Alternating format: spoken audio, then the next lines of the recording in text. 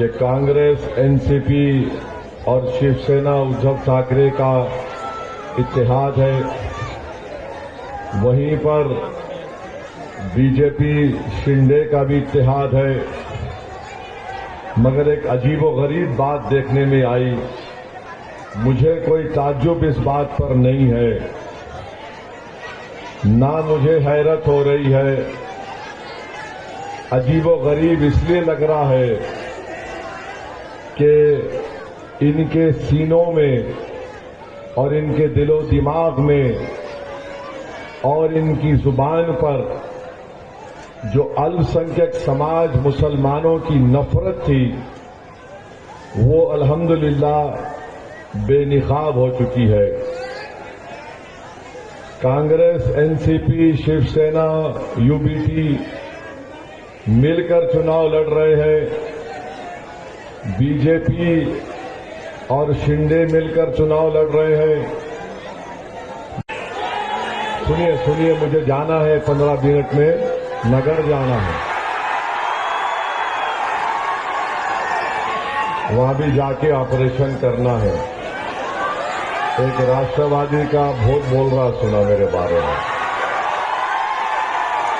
नहीं मालूम, अचानक आजकल सबको मेरे कपड़ों से मोहब्बत हो गई।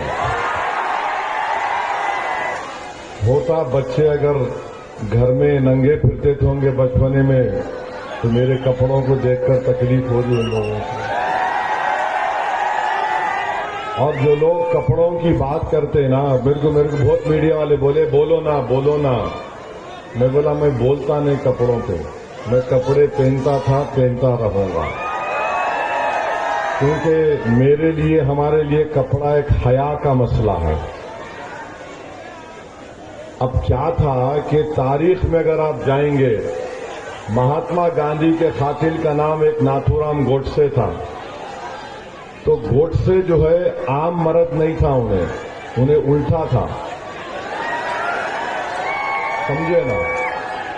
समझे नहीं समझे? गोडसे जो है उसको मर्दों से मोहब्बत ज्यादा थी। हमको भी है मगर उसको अलग थी, नफसानी मोहब्बत थी। तो उन्हें क्या करता था, उसको जो हैदराबाद में हम लोग ऐसे लोगों को टूई बोलते, उन्हें उधर थे। तो वो गोडसे की फितरत इन लोगों में आ गई कपड़ों को देख के। अरे बाबा, तेरे घर में अम्मा बाबा लड़ रहे तो मैं क्या करूं? तेरी जोरू तेरे से खुश नहीं है, तू वजह है, मैं नहीं हूं। याद रखो, हम बोलने पे आए और बहुत अच्छा किया कांग्रेस, एनसीपी, बीजेपी ने। हर जगह मिलके लड़ रहे। मगर जब शेख माजिद के वार्ड नंबर 10 का मामला आया तो सब बोले नहीं, इन्हें नहीं जीतना, इन्हें जीता तो हमारे दर्द में, हमारे सर में दर्द बन जाएगा। और फिर जब विधानसभा का चुनाव आएगा, ये सामने आएगा।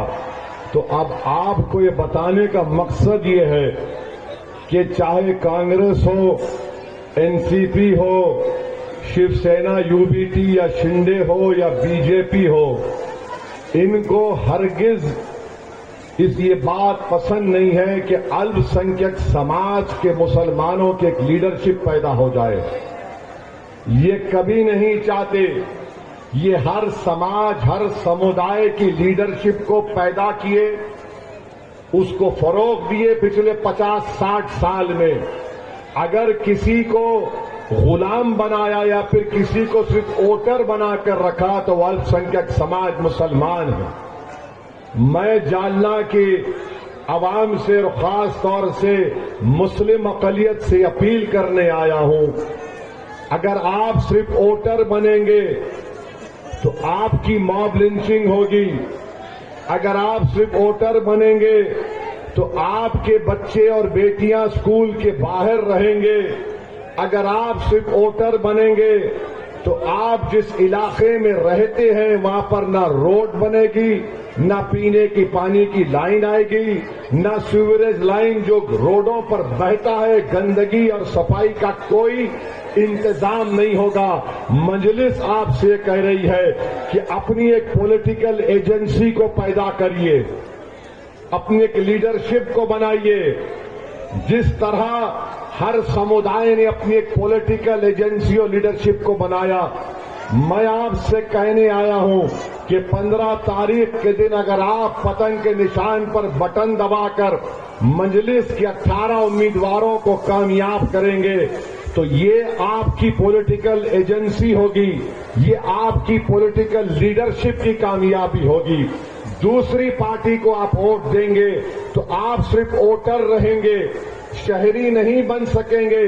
आपको सिटीजन विद राइट्स बनना है। ये मजलिस इत्तेहादुल मुस्लिमीन का एक बुनियादी पैगाम है।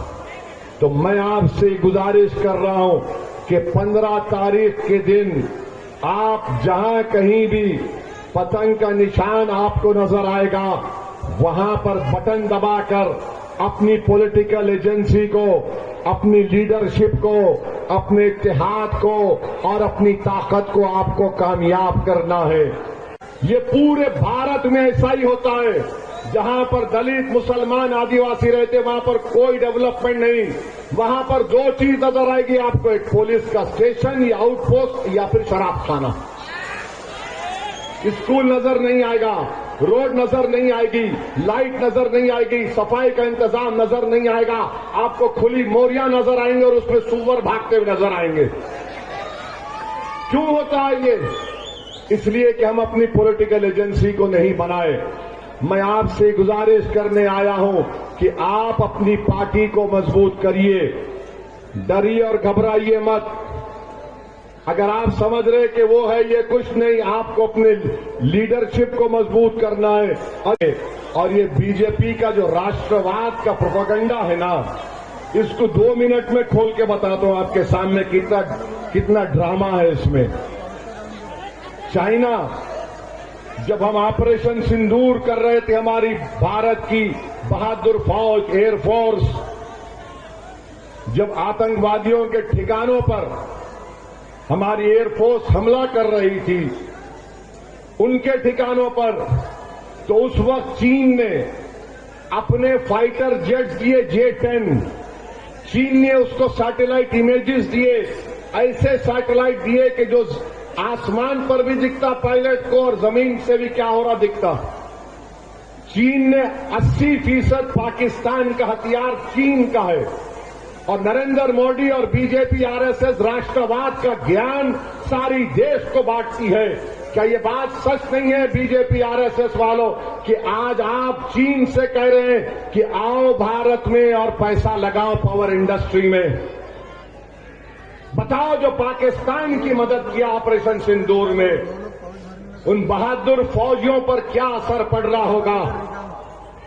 बताओ, उस पर, किस देश पर क्या असर पड़ेगा जो पाकिस्तान को अपने 80% हथियार पाकिस्तान के, चीन के हैं। पूरे जेट फाइटर क्राफ्ट पाकिस्तान के पास चीन के हैं। हमारे पास ब्रह्मोस था तो हमने पाकिस्तान के 9 एयरफील्ड के परचखे उड़ा दिए ब्रह्मोस से। शहबाज शरीफ का खुद इंटरव्यू है कि मैं अंडरवेयर में स्विमिंग कर रहा था तो मेरे को फोन आया कि 9 एयरबेस उड़ गए। मगर आज आप चीन को बुला रहे हैं। हम इतने गरीब हैं कि भारत के पास पैसे नहीं है पावर इंडस्ट्री में लगाने के लिए। हमारे पास इतने पैसे नहीं है कि हम दूसरे देश के लोगों को बोले आओ FDI लगाओ, मगर हम चीन को बुला रहे हैं जो आज हथियार 80% पाकिस्तान का हथियार चीन का है। ये आपका राष्ट्रवाद है, ये आपका नेशनलिज्म है। मेरे अजीज दोस्तों और बुजुर्गों, वहीं पर बीजेपी के लोग, आप देखेंगे ट्रंप कई मर्तबा बोल दिया मैं रुकाया जंग। अब ट्रंप ने यह भी बोल दिया कि भारत को अपाची हेलीकॉप्टर चाहिए था 85, वो नहीं मिल रहे थे तो मोदी मेरे पास आके बोला, sir please can I talk to you. अब ट्रंप का नुमाइंदा कह रहा है कि मोदी ने ट्रंप से फोन पे बात नहीं की, इससे ट्रेड डील नहीं होगी। क्या है ये देश है ना, 133 करोड़ का देश है ये। हुक्मरान जो होता है ना, उसमें इकबाल भी होना चाहिए, और इकबाल कैसे आता, उसकी जात का नहीं, ये देश के इकबाल की बात हो रही है। वो गोरी चमड़ी का ट्रंप हमारे देश की तौहीन कर रहा है, और बीजेपी वाले महात्मा गांधी के 3 बंदरों का हाल है, ना सुनते, ना बोलते, ना कुछ करते। ये आपका राष्ट्रवाद है, और आए दिन बोलते नेशनलिज्म, फुला ये वो। क्या हो रहा है ये? महंगाई आसमान को छू रही है, ये बच्चों को नौकरी नहीं मिल रही है, किसान खुदकशी कर रहा है, मॉब लिंचिंग, हर महीने में 1 या 2 मॉब लिंचिंग होती। 2019 में अमित शाह ने उस यूएपीए कानून को और खराब कर दिया। किसने सपोर्ट किया मालूम आपको? कांग्रेस पार्टी ने उसके हक में वोट दिया। मैं इम्तियाज जलील उसके खिलाफ वोट दिए। मैं पुकार रहा था, देखो यह कानून गलत है, ये राइट टू लाइफ के खिलाफ है। किसी पे यूएपीए लगेगा तो 4 साल 3 साल बेल ही नहीं मिलेगी। हुआ ये, मुंबई में ट्रेन ब्लास्ट हुआ, 185 लोगों की मौत हुई, भारत के मुंबई के लोगों की। 11 मुसलमानों को एक्यूज बनाया गया, 19 साल जेल में थे। 19 साल के बाद बॉम्बे हाई कोर्ट ने उनसे कहा कि तुम बेकसूर हो, यू आर इनोसेंट। मगर मरने वाले पूछ रहे कि किसने मारा हमारे बाप को, हमारी बहन को, हमारे रिश्तेदार को। जो 19 साल जेल में रहकर निकले वो पूछ रहे हमको क्यों जेल में डाला। कांग्रेस की सरकार थी, और ये सरकार, बताइए कब रुकेगा ये जुल्म? काला कानून नरेंद्र मोदी ने बनाया वक्फ के ऊपर। नरेंद्र मोदी, शिंदे, अजीत पवार, चंद्रबाबू नायडू, नीतीश कुमार, चिराग पासवान, कुमारस्वामी, जयंत चौधरी, कुशवाहा, मांझी ने मिलकर ये कानून बनाया। आपको मालूम ये कानून कैसा असर करेगा आप पर, हम पर? इस कानून के जरिए हुकूमत किसी भी मस्जिद को हासिल कर सकती है। इस कानून के जरिए किसी भी दरगाह और खानकाह को बंद किया जा सकता है। हिंदू धर्म के स्थान पर कोई मुसलमान या ईसाई या सिख भी या बौद्ध मजहब का मेंबर नहीं बन सकता। मगर मुसलमान के धर्म स्थान वक्फ बोर्ड है, उसमें कोई भी बन सकता। ये कौन सा राइट टू इक्वालिटी के खिलाफ है? आर्टिकल 26 के खिलाफ है। मगर मोदी ने कानून बना दिया, इन सब ने तायीद की।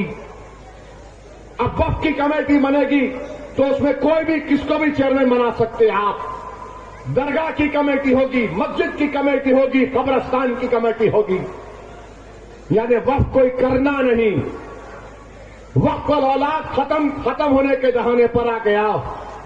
अगर कोई मस्जिद या दरगाह प्रोटेक्टेड मॉन्यूमेंट होगी, एएसआई का 100 साल के ऊपर होगी, तो उसका मालिक अब वक्फ बोर्ड नहीं है, उसका मालिक एएसआई जो नरेंद्र मोदी के नीचे काम करती है, सेंट्रल गवर्नमेंट के हिस्से में है। बताइए क्या होगा?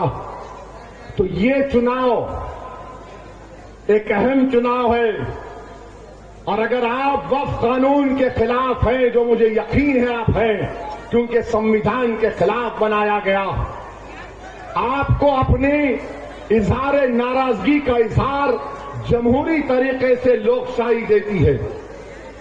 वक्फ कानून बनने के बाद देश के दूसरे बड़े प्रदेश का एक बहुत बड़ा अहम इलेक्शन होने जा रहा है।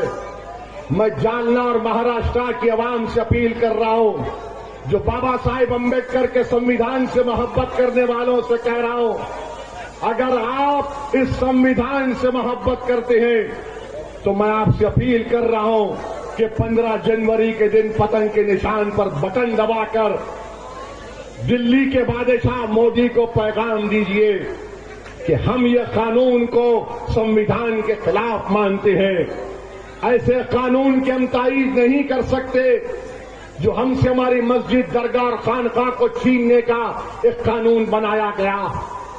और बताओ आपको, नरेंद्र मोदी ने कानून इसलिए भी बनाया ताकि मुंबई में जो भारत का सबसे दौलतमंद आदमी है, जिसने अपना आलीशान वो कितना 15 स्टोरी बिल्डिंग बनाया, किस पे बनाया मालूम आपको? वो मुस्लिम यतीम खाने पर उसने अपना आलीशान घर बनाया। उसको बचाने के लिए मोदी ने सेक्शन 3D बनाया कि जो भी कोई ट्रस्ट बनाएगा इस कानून से पहले और बाद में वक्फ नहीं होगा। मेरे अजीज दोस्तों और बुजुर्गों, इसीलिए तो मैंने पार्लियामेंट में 120 सफात पर मुश्तमिल डाइसन रिपोर्ट दी और उस कानून को नरेंद्र मोदी के सामने फाड़ कर कहा, यह कानून भारत के संविधान के खिलाफ है। हम अपनी मस्जिद का और ईमान का सौदा नहीं कर सकते। मालूम होना मोदी को, जो दिल्ली के बादशाह हैं, उनको मालूम होना चाहिए कि संविधान के खिलाफ आपने एक धर्म के खिलाफ इस तरह का कानून बनाया, दूसरे धर्मों के खिलाफ नहीं बना सकते। और बार बार बोलते, अरे कौन सी वक्फ की जायदाद, कहां वक्फ बचेगा? सब आप लोग उस पर कब्जा करेंगे, जो कब्जा करके बैठे वो तो ऐश करेंगे। लिमिटेशन एक्ट हिंदू धर्म के एंडोमेंट बोर्ड पर अप्लाई नहीं होता। अगर कोई हिंदू धर्म की जायदाद पर कब्जा करता है, चाहे वो 20 साल से कब्जा करो, वो प्रॉपर्टी उसकी नहीं होती, वो मंदिर, मूर्ति या धर्म की होती है। मोदी ने बोला वहां पर लिमिटेशन अप्लाई नहीं होगा, यहां पर अप्लाई होगी। यानी अगर कोई 12 साल से कब्जे में है, जिस जमीन का मालिक अल्लाह है, मोदी बोल रहे कि काबिज मालिक होगा, अल्लाह नहीं होगा। कौन सा इंसाफ है बताओ आप? ये मेरे अजीज दोस्तों और बुजुर्गों, इस कानून के खिलाफ आपको वोट देना है। जो मॉब लिंचिंग का एक माहौल बन गया, उसके खिलाफ आपको वोट देना है। जो एक नफरत की आग अल्पसंख्यक समाज के खिलाफ लगाई गई, उसके खिलाफ आपको वोट देना है। और याद रखो, हौसले कभी पस्त होने मत दो नौजवानों, हौसलों को बुलंद रखो। और अगर तुमको हौसला हासिल करना है तो गज्जा के फलस्तीनियों को देखो, गज्जा के फलस्तीनियों को देखो। 65,000 लोग जालिम बेंयामिन नेतन्याहू, वो जहन्नम का कुत्ते ने वहां पर गज्जा के 65,000 लोगों की जान ले ली।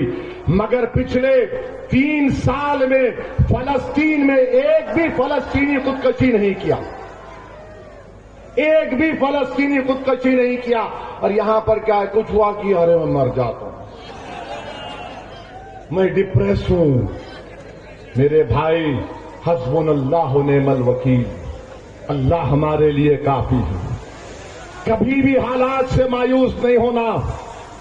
अल्लाह बोल रहा कि मेरी रहमत से मायूस मत हो, ला तक़नतु मिन रहमतिल्लाह। कभी अल्लाह की रहमत से मायूस मत हो। ये दुनिया जुस्तजू की जगह है, ये दुनिया इनाम की जगह नहीं।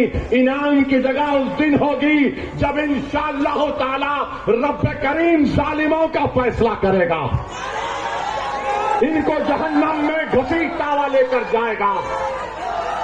तो ये दारुल अमल है, अमल करना है, कोशिश करना है और अपने हिम्मतों को बुलंद रखो। आप यूपी के बाबा